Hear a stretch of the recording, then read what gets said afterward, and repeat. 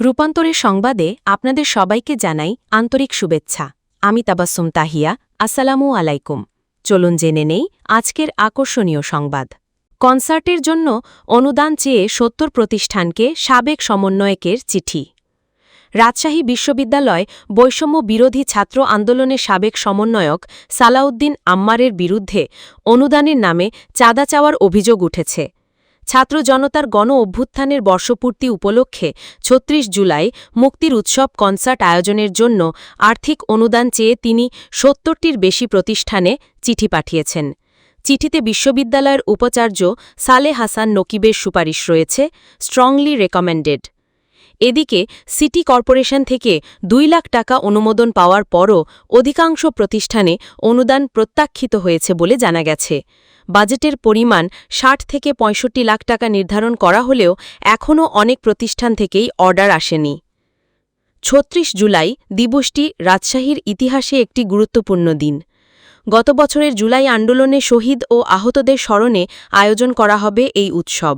তবে এই আয়োজনের জন্য তোলা অর্থের উৎস, উপাচার্যের সুপারিশ এবং আয়োজকের ভূমিকা নিয়ে প্রশ্ন উঠেছে।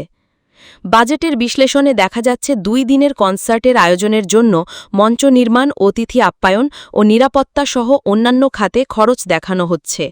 তাতে প্রতিষ্ঠানের অর্থ সহায়তার প্রয়োজনীয়তা শক্তিশালীভাবেই তুলে ধরা হচ্ছে।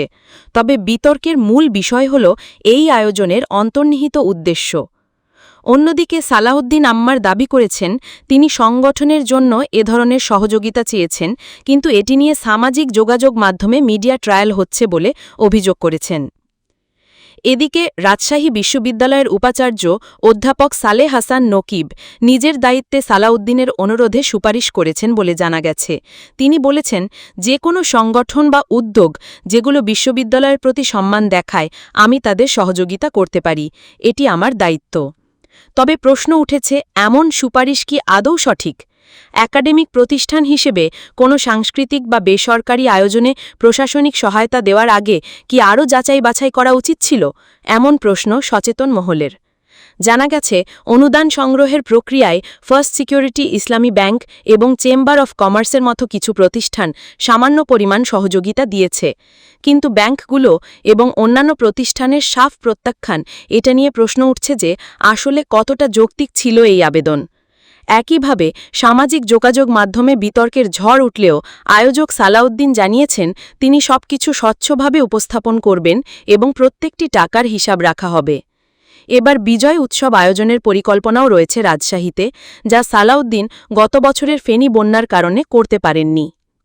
রাজধানীর গুলশানের সাবেক সংসদ সদস্য শাম্মী আহমেদের বাসায় চাঁদা দাবির ঘটনায় গ্রেফতার বৈষম্য বিরোধী ছাত্র আন্দোলনের সাবেক নেতা আব্দুর রাজ্জাক বিন সুলাইমান ওরফে ভিয়াদের ঢাকার ভাড়া বাসা থেকে ২,২৫ লাখ টাকার ৪টি চেক উদ্ধার করেছে ঢাকা মহানগর গোয়েন্দা পুলিশ। আজ বুধবার দুপুরে ডিএমপি মিডিয়া সেন্টারে এক সাংবাদিক সম্মেলনে ডিএমপির গণমাধ্যম ও জনসংযোগ বিভাগের উপকমিশনার মোহাম্মদ তালেবুর রহমান এই তথ্য দেন।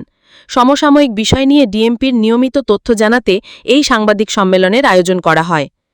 মোহাম্মদ তালেবুর রহমান বলেন, রাজধানীর গুলশানে সাবেক সংসদ সদস্যের বাসায় গিয়ে ৫০ লাখ টাকা চাঁদা দাবির ঘটনায় গ্রেফতার আসামিদের জিজ্ঞাসাবাদ করা হয়। জিজ্ঞাসাবাদে পাওয়া তথ্যের ভিত্তিতে রাজধানীর নাখালপাড়ায় রিয়াদের ভাড়া বাসা থেকে ৪টি চেক উদ্ধার করা হয়। চেকে মোট টাকা ২,২৫ লাখ। এ ঘটনায় কলাবাগান থানায় আলাদা একটি মামলা করার বিষয়টি প্রক্রিয়াধীন। আব্দুর রাজ্জাক বিন সুলেমান ওরফে রিয়াদ বাংলাদেশ গণতান্ত্রিক ছাত্র সংসদের কেন্দ্রীয় কমিটির সদস্য ছিলেন। চাঁদাবাজির ঘটনা থেকে তাকে সংগঠন থেকে স্থায়ীভাবে বহিষ্কার করা হয়েছে। বৈষম্য বিরোধী ছাত্র আন্দোলনের নেতাদের উদ্যোগে কয়েক মাস আগে ছাত্র সংগঠন হিসেবে আত্মপ্রকাশ করে গণতান্ত্রিক ছাত্র সংসদ। এই সংগঠন হওয়ার আগে বৈষম্য বিরোধী ছাত্র আন্দোলন গত ফেব্রুয়ারিতে সম্মিলিত বেসরকারি বিশ্ববিদ্যালয় শাখার যে আহ্বায়ক কমিটি ঘোষণা করেছিল, সেই কমিটির যুগ্ম আহ্বায়ক করা হয়েছিল আব্দুর রাজ্জাককে। এক প্রশ্নের জবাবে তালেবুর রহমান বলেন, ভুক্তভোগী আগেই যদি পুলিশকে জানাতেন তাহলে এ অপরাধ ঠেকানো যেত। পুলিশ বিষয়গুলো খতিয়ে দেখছে, কী কারণে তারা চাঁদা দিয়েছিলেন, তাদের কোনো দুর্বলতা ছিল কিনা। গুলশানে চাঁদাবাজির সঙ্গে আর কেউ জড়িত আছে কিনা জানতে তালেবুর রহমান বলেন, কারও দলীয় পরিচয় মুখ্য বিষয় নয়, তদন্ত চলছে, আর কেউ জড়িত আছে কিনা তা তদন্তে জানা যাবে। শেষ হল আজকের রূপান্তরের সংবাদ। আমাদের সঙ্গে থাকার জন্য ধন্যবাদ।